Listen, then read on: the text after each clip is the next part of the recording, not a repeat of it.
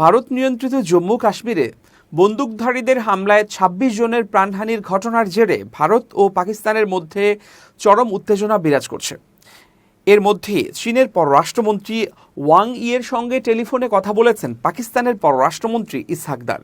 এ সময় তারা আঞ্চলিক শান্তি এবং স্থিতিশীলতা অক্ষুণ্ণ রাখার প্রত্যয় ব্যক্ত করেছেন।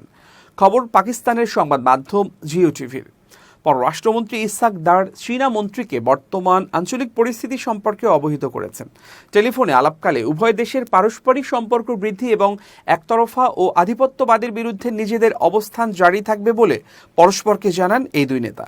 চীন ছাড়াও ভ্রাতৃপ্রতিম দেশ সৌদি আরব, ইরান ও মিশরকেও ভারতের সঙ্গে চলা উত্তেজনার সর্বশেষ পরিস্থিতি সম্পর্কে অবহিত করা হয়েছে বলে জানিয়েছে পাকিস্তান। দেশটির পররাষ্ট্র মন্ত্রণালয়ের এক বিবৃতিতে বলা হয়েছে, আঞ্চলিক স্থিতিশীলতা ও শান্তি রক্ষায় ইসলামাবাদের পাশে থাকবে বলে জানিয়েছে বেইজিং।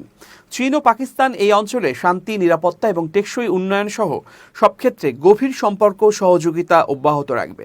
গত মঙ্গলবার কাশ্মীরের পেহেলগামে বন্দুকধারীদের হামলায় ২৫ ভারতীয় ও ১ নেপালি নাগরিকের প্রাণহানির ঘটনার পর ভারতের পক্ষ থেকে বুধবার বেশ কিছু কূটনৈতিক ব্যবস্থা নেওয়া হয়েছে।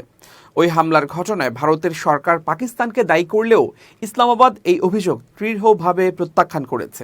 পাকিস্তানের বিরুদ্ধে সীমান্ত পেরিয়ে সন্ত্রাসবাদের সহায়তার অভিযোগ এনে দেশটির সঙ্গে স্বাক্ষরিত দীর্ঘদিনের সিন্ধু পানি বন্টন চুক্তি স্থগিত এবং উভয় দেশের মধ্যকার প্রধান স্থল সীমান্ত বন্ধ করে দিয়েছে ভারত। পাশাপাশি পাকিস্তানি কূটনীতিকদের বহিষ্কার এবং ইসলামাবাদ থেকে ভারতীয় সামরিক উপদেষ্টাকে প্রত্যাহার ও হাইকমিশনে নিযুক্ত কর্মীদের সংখ্যা কমিয়ে আনার ঘোষণা দিয়েছে দিল্লি। ভারতের আকস্মিক এমন পদক্ষেপের পর পাকিস্তানের জাতীয় নিরাপত্তা কমিটি জরুরি বৈঠকে ভারতের বিরুদ্ধে প্রায় একই ধরনের পাল্টা পদক্ষেপ নেয়ার ঘোষণা দেয়।